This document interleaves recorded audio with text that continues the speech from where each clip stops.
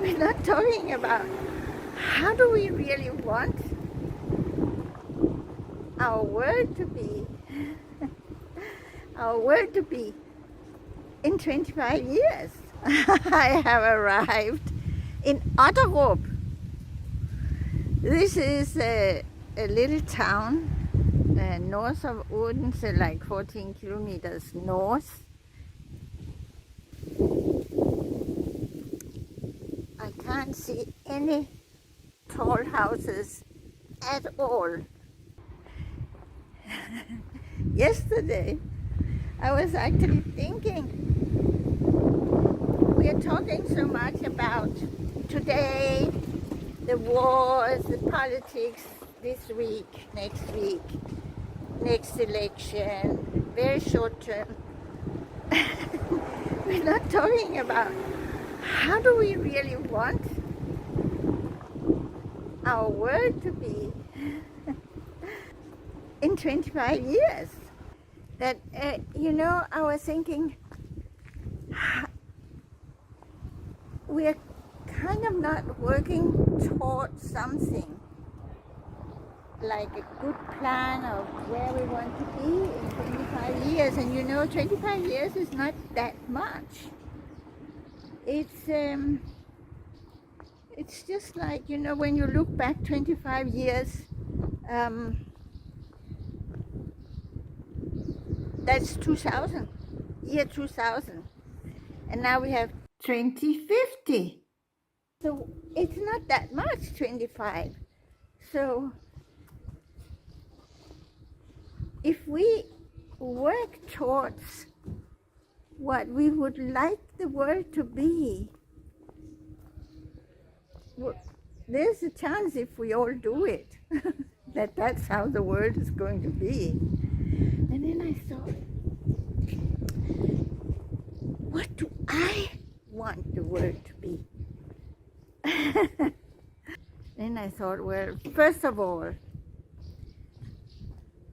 I would like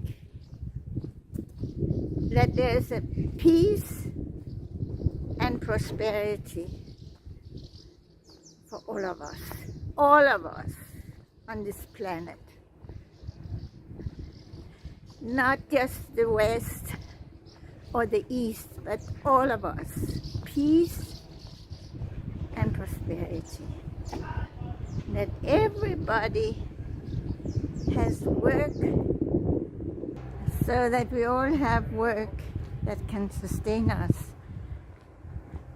And that all people take care of their families, their children, and their old people. Not just send them to some institution,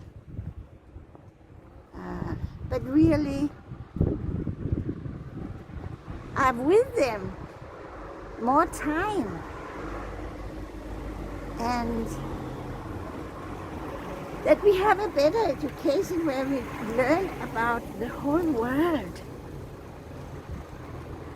about other cultures, so we understand that there are many ways to live life. Ours is not the only way. Hi.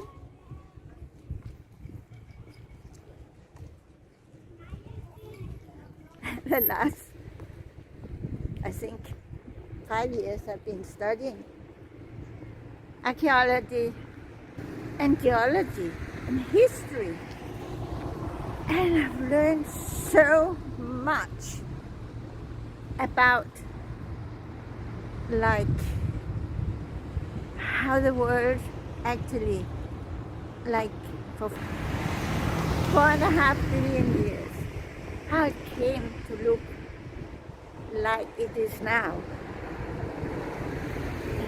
how the mountains were created.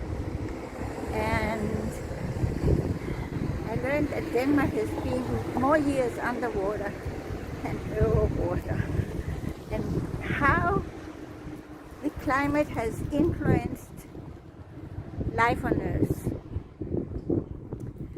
And we people have only been here 2 million years, maybe 3.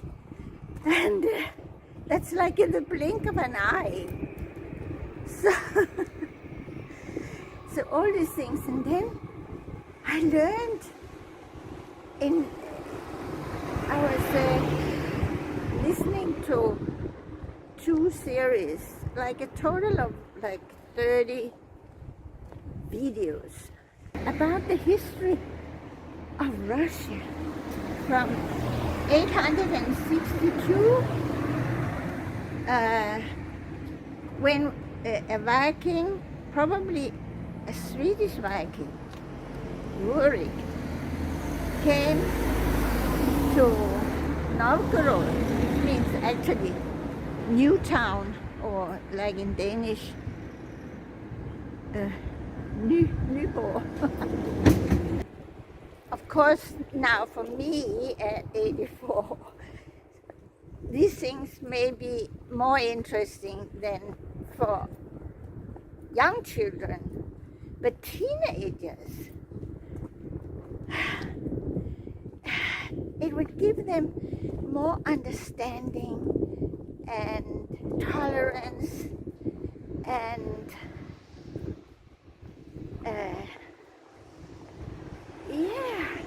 understanding of life on Earth and all people, and that we're just like one lot. Different ways of doing things, but basically doing the same things. And then I thought, and then we should have less farmer, because this medicine is not good for the body. And if we all were thinking, how do I like the world to be in 2050? And then we find a way to work towards that, and support the people and the political parties and the organizations that work for that too. And if we all did that, we would have a better world and we would have more peace. Another thing I thought, and that was because I actually watched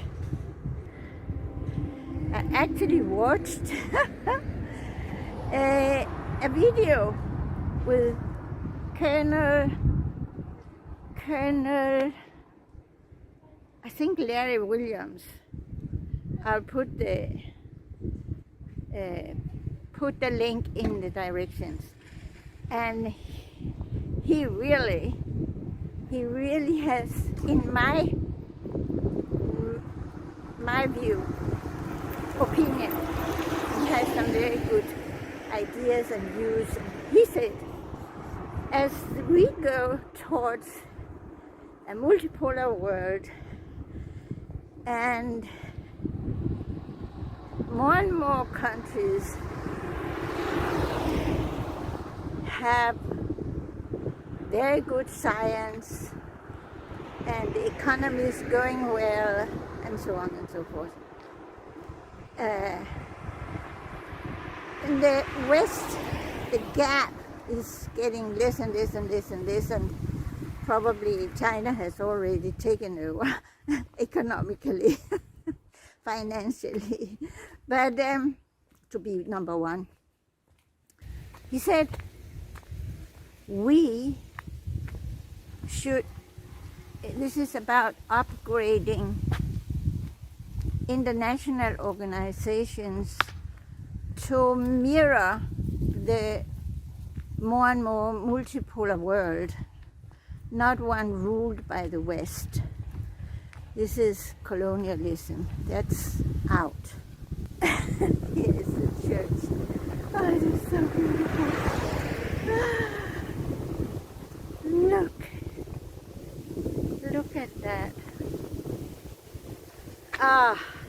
Isn't that beautiful? So the international organizations should mirror the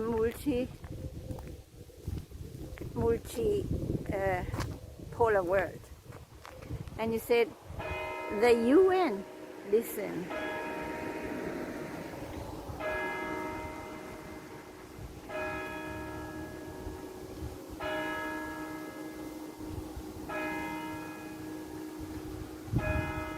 It's been doing this for hundreds of years. Isn't that wonderful?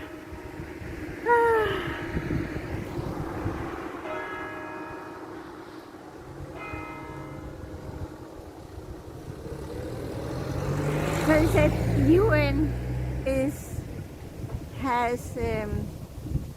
was made when the Western world was still far ahead of everybody else, and so they have that viewpoint. They haven't changed much. They have a lot of power. If you just look at the Security Council, one vote for China, one for Russia. They're huge, and they are up top powers. And then Europe has France, England, but they only have they represent 400 million, whereas Russia and China represent 1.5 billion. So this is like skewed. So he said, why not move UN to Shanghai? I thought, that's a really good idea. I've been thinking, where could we put the UN instead of New York? So I think that's a brilliant idea. Well, there you go. Yeah, another thing, and that is the international organizations should be stripped of the influence of the oligarchs. I mean, they have too much power. They use their billions to fund, and so these organizations become dependent on the funding, and that means these billionaires can decide what the organizations do. Look, I love it. Oh, I love these old churches. This one was probably built in wood around 1200, and then maybe in 1400 it was built in stone. Let's see if it's open. I hope so.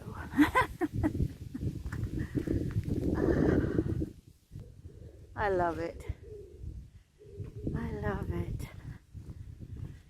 It's sort of like, oh, the door is open. Wow, that's wonderful. That is wonderful. Ah la la. Look.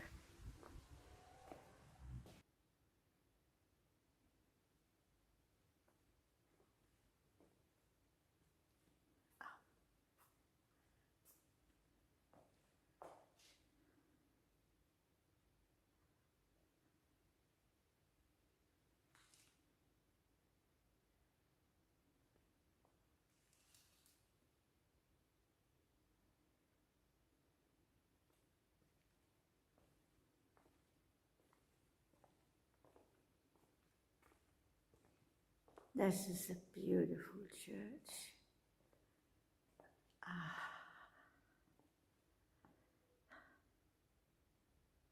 On it. Look.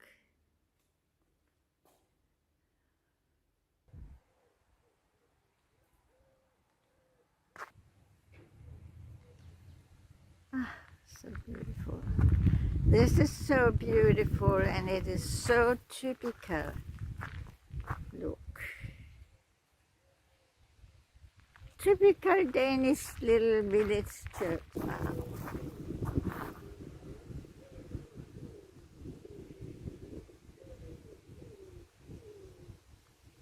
That's the church. This is just a very beautiful building. Very typical. Almost every village has one like that. And they are almost all of them started off as wooden churches. How many? 800 years ago, in 1200, some in 1100. Wow. Then they burned down, and they built them up in stone or in bricks. But they're white. Most of them are white.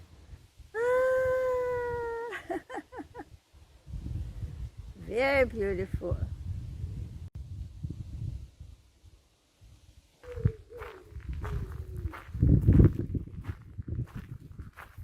And that the door is open. That is something new, because they used to lock them because they were afraid people would damage inside. But I think they're coming to their senses and keeping the church open.